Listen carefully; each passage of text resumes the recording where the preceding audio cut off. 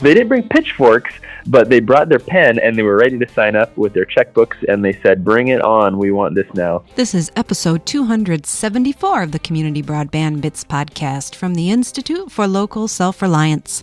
I'm Lisa Gonzalez. Public Utility District 3 in Mason County, Washington delivers symmetrical gigabit connectivity to every customer in its service area. They have no speed, capacity, or data thresholds. You have access to a gigabit regardless of whether you're in a rural area or within city limits, and whether or not you're a household, business, or one of the ISPs that work with PUD3. This week, Justin Holsgrove and Joel Meyer from PUD3 in Mason County spend some time talking with Christopher about how the Public Utility District is working to bring high-quality connectivity to each customer. In addition to describing their plan to build out and manage the network, Justin and Joel share the story of how connectivity has come to be offered from PUDs in Washington. Now here's Christopher with Justin Holsgrove and Joel Meyer talking about Public Utility District 3 in Mason County, Washington. Welcome to another edition of the Community Broadband Bits podcast. I'm Chris Mitchell at the Institute for Local Self-Reliance up in Minneapolis. And today I'm speaking with Justin Holsgrove, the Telecommunications and Community Relations Manager up at Mason County's Public Utility District number 3. Welcome to the show. Hey, how's it going? It's going well. I'm excited to learn more about what you're doing. But first I have to introduce our other guest, Joel Meyer, the Public Information and Government Relations Manager at PUD number 3. Welcome to the show. Thank you. It's a beautiful day in the Fiberhood. That's good. Joel, I'd like to start with you. And can you just tell us a little bit about maybe Mason County, how it's situated, and a little bit of the background of the Public Utility District? Sure. Mason PUD3 is located on the Olympic Peninsula of Washington State. The main city in our service territory is the city of Shelton. And the county has about 60 some odd thousand residents. And it's relatively defined by natural resources, including forest and aquaculture. We have a large number of seasonal customers that we serve for Mason County PUD number 3. About 25% of our customers, as a matter of fact, are seasonal. They come here for the beautiful views, the water, and the forests. But we have approximately 34,000 customers that we serve with electricity. But we also, of course, as is the focus of this interview, have a fiber optic network that supports our network and also provides services via wholesale to customers throughout. But in terms of the history of PUD3, it's an interesting, rocky start, but I think that it has proved for the customers of Mason County a real benefit. The Washington State Grange back in the 1920s was very upset that there wasn't enough electricity being brought out to rural areas of Washington State. And if it was brought out by the companies that provided electricity at that time, it was brought out at extremely high cost and high rates. So in the 1920s, the Grange started a petition drive in Washington State, and Washington State's initiative number 1, the very first one that was brought to the legislature in the state's history, to form public utility districts for electricity and a number of other services that are outlined in the state law. It got onto the ballot and was overwhelmingly approved. Mason County PUD number 3 and its partner were the only county in Washington State that has 2 operating public utility districts within its boundaries, PUD1. PUD1 started service in 1934. PUD3 had to go through a long list of legal challenges until in 1939, we were authorized by the state Supreme Court to start serving customers. And our first customer base was 8 customers. And that's grown over the years as it's gone forth. But PUD3's public utility districts in general, and Mason PUD3 in particular, has always had kind of the long view. What do our customers need to be successful in either their home life or in their businesses? How can we provide better service to do that? And we've just slowly grown our system's benefits and its capabilities to meet that. And in the late 1990s, we started looking at using a fiber optic network to support our facilities. And in 2000, the state legislature authorized us the authority to sell wholesale. But Justin has a lot more information on how we went from there. Yeah, I think it's a really great story when we talk about the origins of public utility districts, how they were formed for the very purpose of bringing a required utility and a necessary utility or an essential utility to the rural communities. In that case, it was electricity. We would take that for granted now. But today, we're looking at that as high-speed broadband as an essential utility. And we're working as a public utility to bring high-speed broadband to communities that are in the rural setting, rural context, that don't have other options for high-speed internet. And we see a lot of parallels between the electrification of rural Mason County, or rural America, if you will, and the high-speed broadband infrastructure being put into rural America. And we're happy to continue our legacy to help support our customers in that way. And Justin, I get a sense that with the utility district, the fiber was probably built first to support actual infrastructure, probably electricity, water services maybe, but the infrastructure that you're already doing. Yes, absolutely. That's correct. So the primary goal of our fiber optic network is to support, as you said, electrical infrastructure. That means we network our facilities in the field, such as substations or reclosers, regulators, different offices. We have several communications towers throughout Mason County that we have a fiber backbone to, and these support things like our grid modernization project, our advanced metering infrastructure, and our radio system, so that our crews can communicate to each other and operate the system. So we do have a very extensive fiber network throughout Mason County, but it is primarily backbone. And part of our history on that is when we first started putting this up, there was great interest from some of the larger customers as well. As we were putting this up, they had a real need for higher bandwidth services. And so as we expanded for electrical needs, we also were able to pick up a couple of our larger customers. We had goals of picking up our top 20, and then it grew to top 50 customers. We brought our fiber network to areas such as our port districts and throughout our downtown districts. But when it gets into the rural communities, what we found ourselves in is that we didn't have a plan to have a long-term expansion and a long-term plan to serve all customers in a neighborhood, if you will. And so we had to really solve that problem. Well, and this is something that I actually in some ways sympathize, I suspect, with you, Joel, in that I've seen where residents can get quite forceful about really wanting to see the utility district be more aggressive in building out fiber, whereas and you might find other people are equally aggressive about the public utility district not doing it. So I'm curious if you can tell us a little bit about that. And I think there maybe things came to a head a bit in 2015 for you. That's a very good point, because over the years, and I think that we became somewhat the victim of our success on the electric side and the expectations of what we could provide on the broadband side. For example, over the years that we have had the authority from the state legislature to provide wholesale telecommunications, we have heard long, loud, and often from many of our customers that not only do they want broadband that in their areas, they want PUD3 broadband. Because their expectation is that our service would be as good, if not better, than our electric side, which brings the discussion of the wholesale versus retail relationship that we can have with our customers. But I would say that on our list right now of our 34,000 customers, we have a continuous list of about 4,000 residents, customers that are clamoring for it in their neighborhood. Some, they just don't have service. Some, they don't like the service they have because it's either too expensive or too slow or not reliable.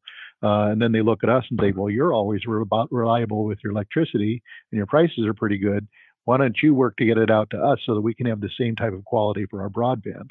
And the big balance is that wholesale retail relationship that kind of holds us back, but also provides opportunities for local economic development through the formation of businesses that can be that retailer for us. Yeah, and Justin, I'd like to get a little bit of your perspective on this with how you are expanding the fiber network to some of these residents, what that plan is. But maybe we can just start by where Joel left off. I looked at your website, and there's several companies that are offering very high-speed services. So how exactly is that working out for you? I think it works out well, and it works out better for our customers when we have a selection of retailers for them to choose from. As we know, competition brings price down and brings the best out of everybody, whether it's sports or in business. And as we've had more retailers join our network and offer their services to our customers are benefiting. They're benefiting by faster speeds and lower prices. And that's one of the things that we really like about our network. It's open access and non-discriminatory. So our customers can choose any of the retailers that are partners with us. And that's a real big win.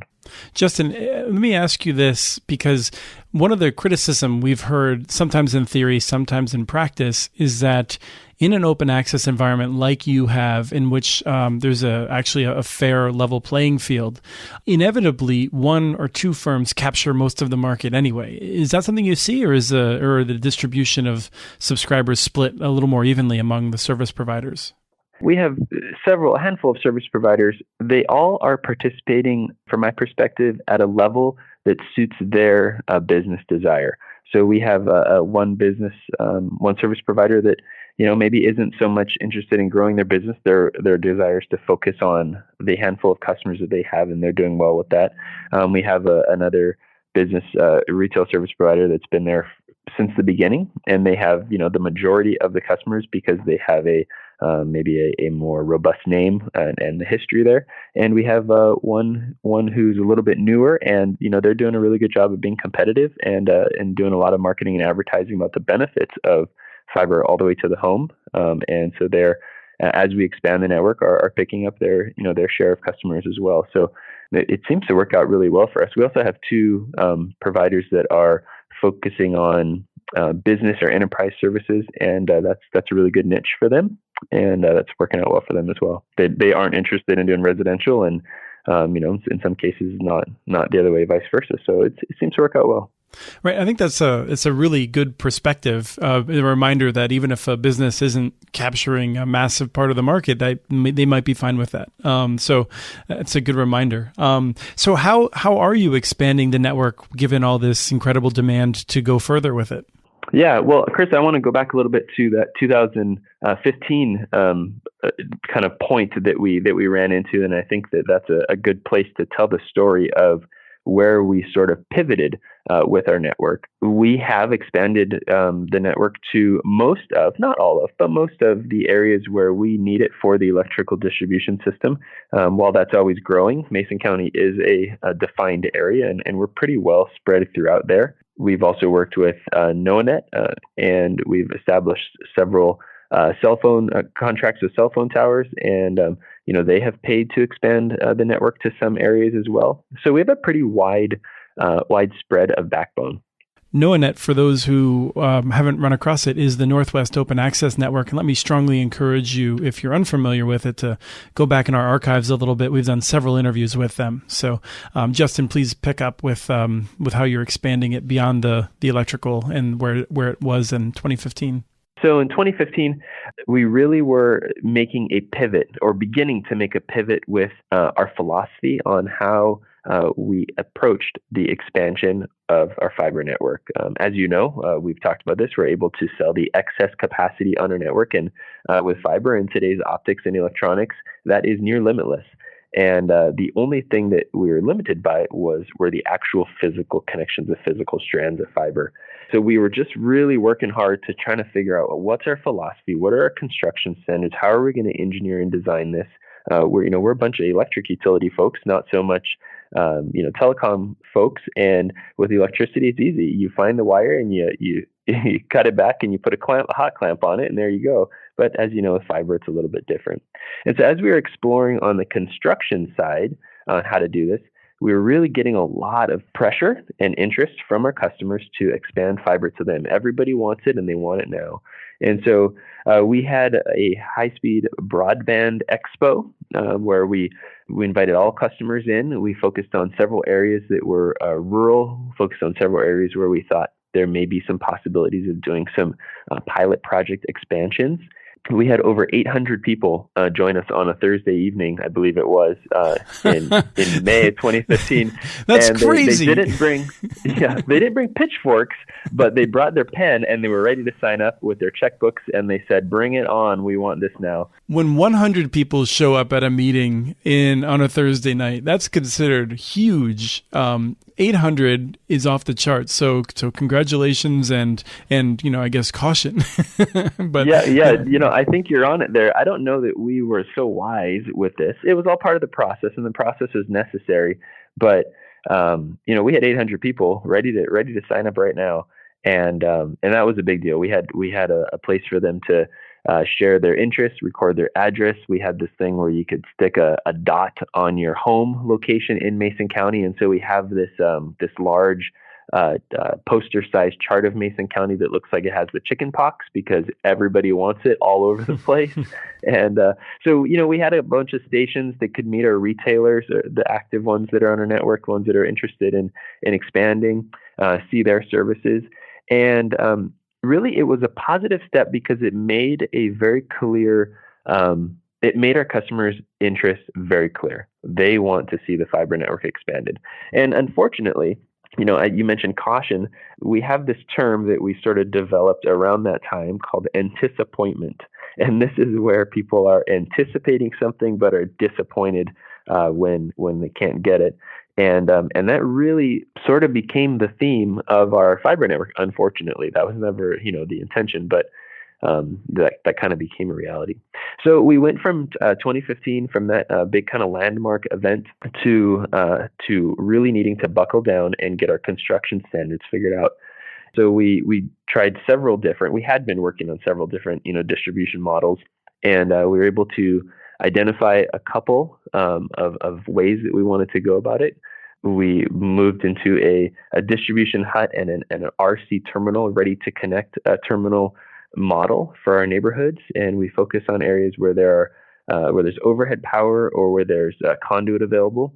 And so we built a couple of networks in several of the more densely populated, and I put that in quotations, areas in rural Mason County where they didn't have any other of access to high-speed broadband available. So we built these networks, and we're able to work out some kinks with our process and really establish some really good construction and engineering standards, and establish some cost measurables so that we could move forward and look and see what it would take to really roll this out much broader. And so while we were doing that, we also did a survey, and we did a survey with our customers. This past winter. 2016 to 2017, we did a statistically valid phone survey. So asked several questions such as, what kind of broadband do you have now? So we can measure the need. And then we wanted to measure the desire. Are you interested in seeing the PUD expand? And then we also asked, if we expand, are you interested in paying a little more per month on your broadband bill to pay for the cost of the expansion? And the overwhelming answers were, no, we don't have broadband access, or we're not satisfied with it. And yes, we want PUD to build it. And yes, we're willing to pay extra. So that was the part of surveying our customers with that statistically valid phone survey. And then several months later, we did an online survey so that we could give everybody the opportunity to respond if they wanted. We also had a mail-in ballot as well, if you will. And the results were pretty consistent across the board. And Joel, I'd like to bring you back into this. One of the things we've seen with surveys in some of the other public utility districts is a question of whether they want to modestly increase the price of electricity to help finance the cost of the fiber. And it sounds like you're actually focused on making sure the broadband customers alone are the ones paying for the expansion. I'm curious if you can tell us a little bit about your thinking about that. We've seen this question come up again and again at other utilities in Washington State as to whether or not customers, A, want it, B, would be willing to pay extra on their electricity bill to share the costs of bringing the service out. And it's been kind of mixed in the answers and the results. For example, in one study, I remember there was a question about that, and so the utility started to expand. And when they expanded and started talking about an adder on the electricity bill, people suddenly got all excited about it. So it proved that while your survey may say that, the actual implementation may not be as real life. there. So we wanted to make sure that those who would benefit from the broadband service would be the ones that would be actually paying for it, which is their vote, if you will, paying with their dollars that, yep, we want it, we're willing to pay for it, here's my check, that would come through the retailer. So seeing those experiences and also our gut feelings as to how our electrical customers would feel if there was an adder onto their electricity bill for it gave us that kind of weather vane to move us in that direction. And we did. And I think it's really interesting when you start taking a look at the Fiberhood project, which we'll discuss later, that people are voting with their dollars and their feet on this, that they want it, they're willing to pay for it, and will. So, Joel, one of the things that we recently did an interview with Kitsap where they are using a model where the people in a neighborhood can petition the utility to expand it. And I think you're going in a little different direction. Maybe you can explain that model and just enlighten us a little bit about that. There are various funding models that are available through the public realm in Washington State to help fund facility expansion and growth. And most of those tend towards the local utility district, local improvement district type model.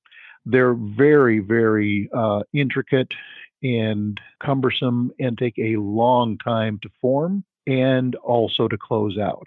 One of the things that Kitsap has done, and I applaud them for that, is that some of their local utility district extensions have been in part of other utility extensions as well. So it's kind of a package of utilities that's moving into a community. So there's a greater benefit than just the broadband coming in, which makes it a little bit more easy to use those state funding models, because one of the things that you run up against is if you do an improvement through a local utilities district or a local improvement district, the value of your property increase is the most that you can charge for an assessment for bringing that improvement to the property. So if the property improvement is $1,000 in valuation, that's all you can charge them under state law. And your extension could cost more than that per customer. So taking a look at not only the cumbersome nature of those funding measures, but also some of the legalistic restrictions that are placed on you on how you can assess it, that for a local utility district, just expanding broadband and no other public utilities as part of it becomes a little bit of a problematic approach. Justin, you want to just dive in and talk about how you've expanded? We were looking at all of these different inputs and pieces of information, from our engineering standards to our customers' desire to the survey responses to the LUD models that some of our neighbors were using. And we decided that there had to be a way to blend all of this together and create a solution that would be able to meet everybody's desire. And that birthed our Fiberhood program. And our Fiberhood program is really quite simple. The PUD has reviewed its service territory and has designated specific boundaries or borders. We have 20 on launch, and that represents the potential to serve several thousand customers. And within these Fiberhoods, we've let customers know that they are up for consideration of potentially receiving a fiber network being expanded to and built throughout their neighborhood. And we partnered with the COS systems. COOS is what we've been calling it in-house.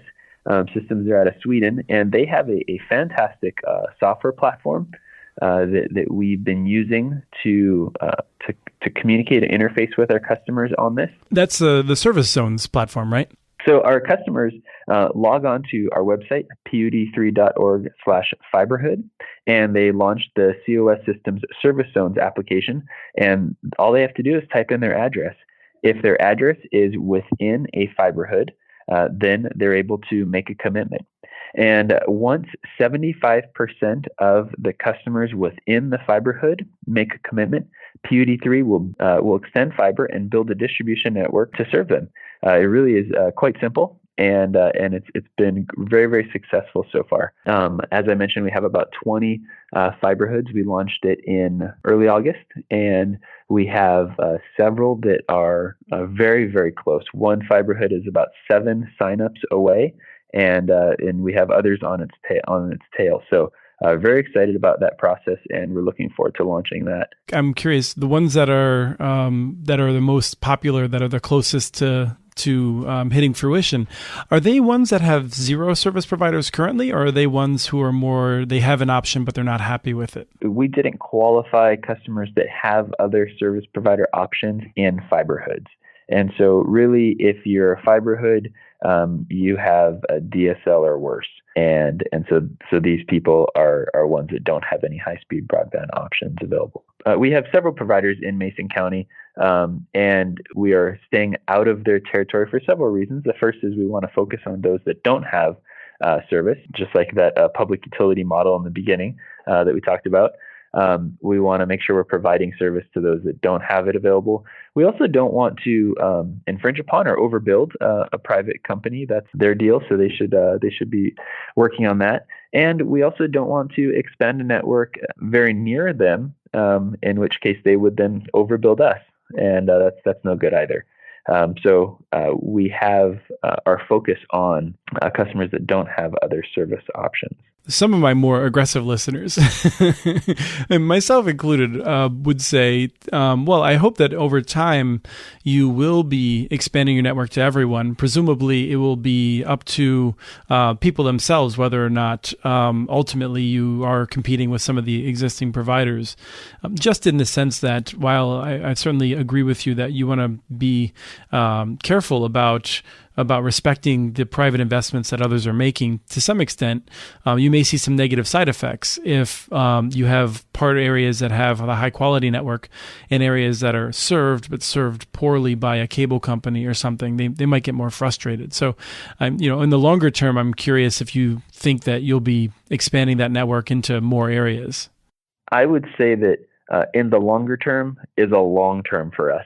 We have a very large and very rural community, county, Mason County, and there are many, many, many areas that do not have other options. So the work ahead of us is great, and we want to make sure that we are meeting the needs of those that don't have options before we meet the needs of those that do have options or maybe are receiving poor options. So while someday that may change, right now our focus really is on those that don't have options. And I think that that's just a look at Mason County. Our trees outnumber our people by a lot. And so we are quite rural here. And it's worth remembering that Western counties can be the size of Eastern states. So yeah, that is a good point. We are the size of Rhode Island, I believe. Is that correct, Joel? That is correct. Right. So there's some good perspective there. That is correct. It's interesting to note when you take a look at the various municipal broadband models throughout the United States that there's a panoply of them. I mean, you've got cities who are given broad authorities by their states to provide a number of services for their citizens. And in Washington State, where the law is silent on an authority, it's assumed that a city or a county or a general government have the authority to do it. So that's why you see some cities going out and building municipal broadband networks on their own and competing as a retailer because they have authority under it. You have electric co-ops that can pretty do almost anything they want, going out as a retail service provider and using their member revenues to build that up. They are not under a state charter, so therefore they can do things like that. Whereas Washington State Public Utility District law is a little bit different. Whereas, as I mentioned with cities where it's silent on authorities, that they have it as long as it's legal, public utility districts only have the authorities that are expressly given to them under Washington state law. So if it doesn't mention it, we don't have the authority. So specifically, the authority we have is wholesale broadband services or telecommunications services that will always require a retailer as the contact with the customer. Our customers are initially the retail service providers, the ultimate customers of those retail service providers are the end users. And we have to make sure that model is followed very carefully, because it's being very, very closely watched, not only by the legislature and state regulators, but also folks who see this as competition. One of the things that we've seen in a lot of places is that model is particularly challenging financially, which is one of the reasons that we've mentioned NOAANet, the Northwest Open Access Network, because you were one of the founding members. And I think the success of that organization is one of the reasons we've seen open access be more successful in Washington State than in other states. I agree. I mean, the NOAANet has gained the capacity and the reputation of being a very good partner with people who either fund it or get service from it. And we're really proud of that because it's a unique type of organization. And I think that it will only continue as that reputation for a can-do-it attitude and good management of assets continues for NOAANet. It'll continue the expansion to very rural areas of Washington State. Well, Justin, speaking of the expansion to rural areas, there's always the question of how one pays for it. So within this system that you've described with the service zones from COS, how exactly does it work that you can afford to build this out? Add that to the challenges of being wholesale only. And as a public utility district, we have to do everything at cost. So there's not a profit margin here. Our revenues need to equal our costs, and that's to the benefit of our customer. So the way that it works is once a Fiberhood reaches their 75% threshold, they make it on the construction list and we build the network.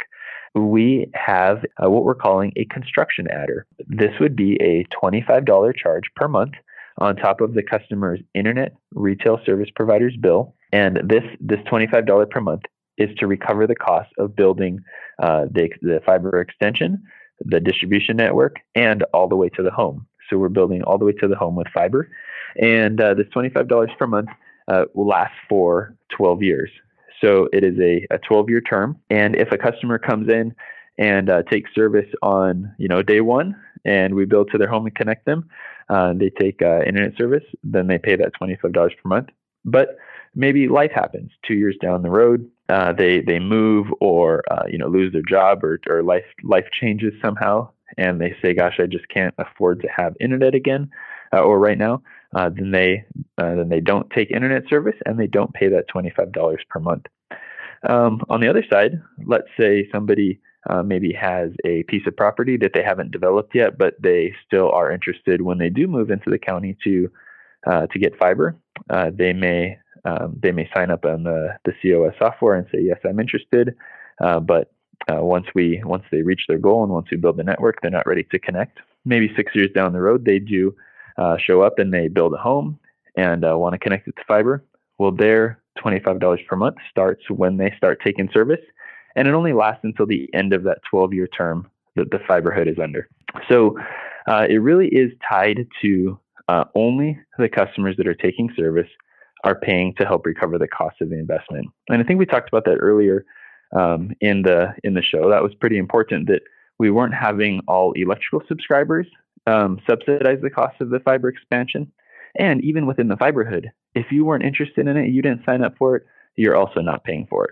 I think that's a really key piece here.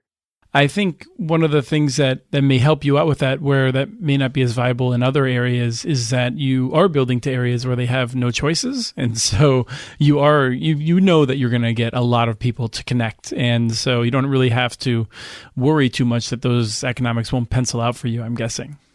Correct. Yeah, that's exactly right. We are looking at a cost recovery model that is pretty conservative, and it lasts over a longer period of time. In these rural communities, what we often see is that there are lower economic abilities to pay for large line extensions up front. And so by spreading it out over that 12-year term, we're also allowing maybe some of our lower income or customers that couldn't afford that to be able to have access to high-speed broadband. I think that's a really key piece there too. For other listeners that might be interested, we looked at several models, many, but two of them that came to the front that we really explored were the putting a lien on a property for the investment. And we found that was just going to be too cumbersome, both legally and in enforcing. And the other was the personal loan. and we thought that also was very limiting in our ability. And so instead of tying the $25 to the customer's PUD electric bill, we decided to tie it to their internet service provider's bill.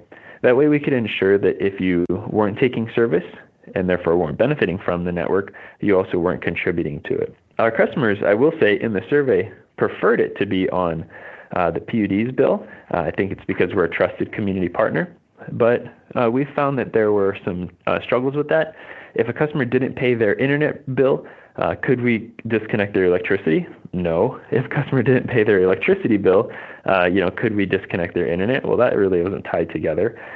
Maybe they didn't pay their internet extension payment, and so then we'd have to let their retail service provider know that we were going to have to disconnect them, and that would be exposing potentially, a personal hardship to the retail service provider, or that would get in the way of their business relationship, and so that was messy as well.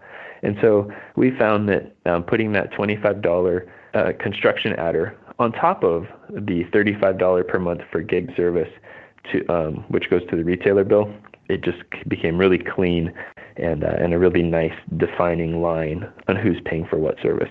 It's a great description of an interesting approach, and one of many that I hope is going to bring high quality internet service to everyone in rural America. So thank you both for coming on the show to tell us more about what you're up to. Happy to do it, Chris. And that's really great of you to invite us, and we'd love to tell the story. We're really proud of it, and we're also in agreement. If everybody in Mason County could have a gig up, gig down service through PUD3 fiber, that'd just be fantastic.